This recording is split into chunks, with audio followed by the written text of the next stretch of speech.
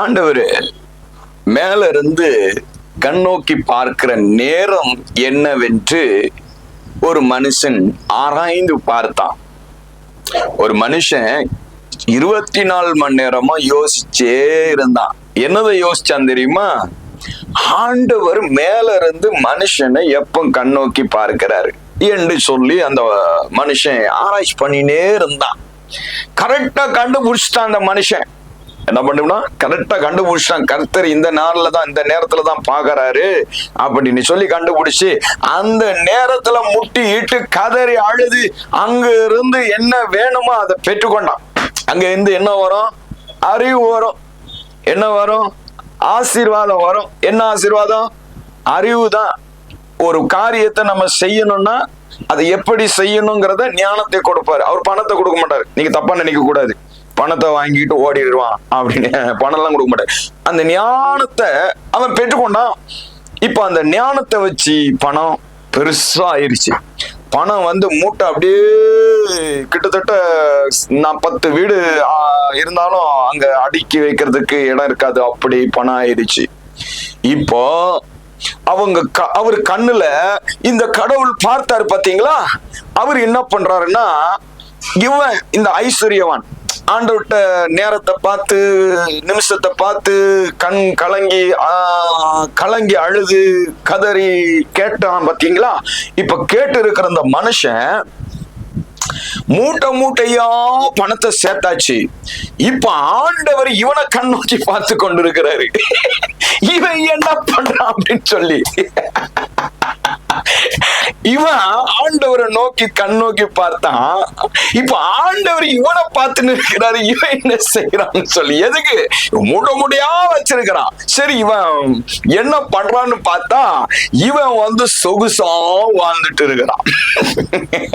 சரி, அவனுக்கு ஒருவேளை இந்த ஏழைங்க கண்ணுக்கு தெரியல போலுக்கு, அதனால இந்த ஏழைங்களை கொஞ்சம் கண்ணுல காட்டும்னு சொல்லி அவன் போற இடத்துல எல்லாம் ஆண்டவர் என்ன பண்ணாரு? ஏழை பிள்ளைகளை கூட்டு நேரம் அவன் முன்னாடி விட்டாரு.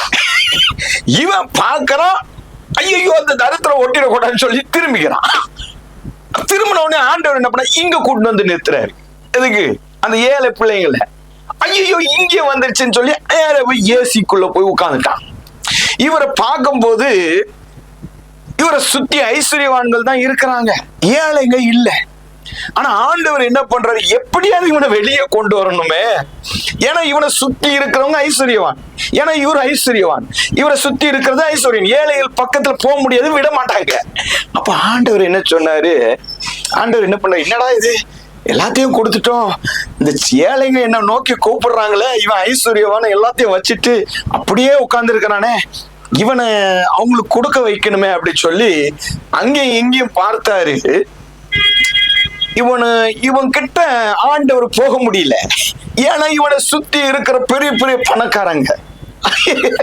உடனே என்ன பண்ணலான்னா ஆண்டவர் பார்த்தாரு, எப்பா இந்த மனுஷனை நான் பார்க்க முடியல, இவரை பார்க்கறதுக்கு நான் போனோம்னா இவனை சுத்தி ஐஸ்வர்யவான்கள் இருக்கிறாங்க, பாடிகார்ட்லாம் இருக்கிறாங்க, கிட்ட போக முடியல, என்ன பண்ணலாம் அப்படின்னு ஆண்டவர் யோசிச்சாரு. அப்பதான் ஒரு சாத்தான் வந்தான்.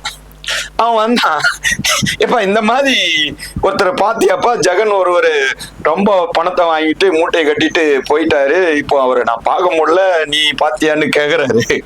அப்ப அந்த சாத்தான் அனுமதி வாங்கிட்டான். உடனே இந்த அனுமதி வாங்கின சாத்தான் என்ன பண்றான்? ஓடி வர்றான் அந்த ஜெகனை பாக்குறதுக்கு. ஜெகனை பார்த்த உடனே அவங்கிட்ட யாரும் போக முடியல, அவ்வளவு பெரிய பணக்காரனா இருக்கிறாரு, எல்லாத்தையும் விலைக்கு கொடுத்து வாங்கிறாரு. உடனே அவன் உடம்புல சரீரத்துல பற்களை உண்டு பண்ணி வியாதியில கொடுக்க வச்சார். அப்ப அவன் என்ன சொல்றான் தெரியுமா? அந்த ஐஸ்வர்யவானா, ஐயோ எனக்கு வேண்டாம் வேண்டாங்கிறான். இல்ல நீ வாங்கிக்கங்கிறான். எனக்கு வேண்டாங்கிறான். கடவுள்கிட்ட வேணும் வேணும்னா இப்போ எனக்கு வேண்டாம் வேண்டாம் வேண்டாம்னு சொல்றான். ஆனா இல்ல, அவன் விடல. இல்ல வாங்கிக்க, என்ன வியாதி சரீரத்துல வாங்கிக்கன்னு. ஐயோ அவன் பணக்காரன் சொல்றான், வேண்டவே வேண்டாம், எனக்கு வேண்டாம் வேண்டாம்னு அடம் பிடிக்கிறான். ஆனாலும் அந்த சாத்தான் விடல. இல்ல வாங்கிக்கப்பா, நான் சரீரத்துல பலவீனத்தை வாங்கிக்கன்னு சொல்லி அள்ளி அள்ளி அள்ளி அள்ளி கொடுத்தான். அப்பொழுதுதான் அவன் கீழே வந்தான். வரான். கீழே வந்த உடனே அங்க இருக்கிற ஏழை எல்லாரையும் பார்க்கறான். அந்த ஏழையோடு சாப்பிடுறான். அந்த ஏழையோடு பகிர்ந்து கொள்கிறான். அந்த ஏழையோடு தோள் மேல தோள், கை மேல கையை போட்டு ஏழைகளுக்கு உதவி செய்ய வேண்டும் என்று நினைக்கிறான். நான் அந்த வேலையில எல்லாத்தையும் இழந்தபடினால் அவன் கையில ஒண்ணே இல்லை. நீ கேட்டதும் தப்பு, நீ வேண்டான்னு சொன்னதும் தப்பு. மாயங்க, உலகமே மாயை. நம்ம ஆண்டவர் இயேசு மட்டும் உண்மை. God bless you.